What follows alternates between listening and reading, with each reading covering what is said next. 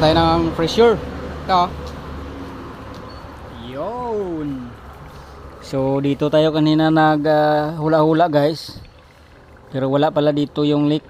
Dito pala oh. Yan. Pero may nakita tayo dito oh. Paano siya? Yan.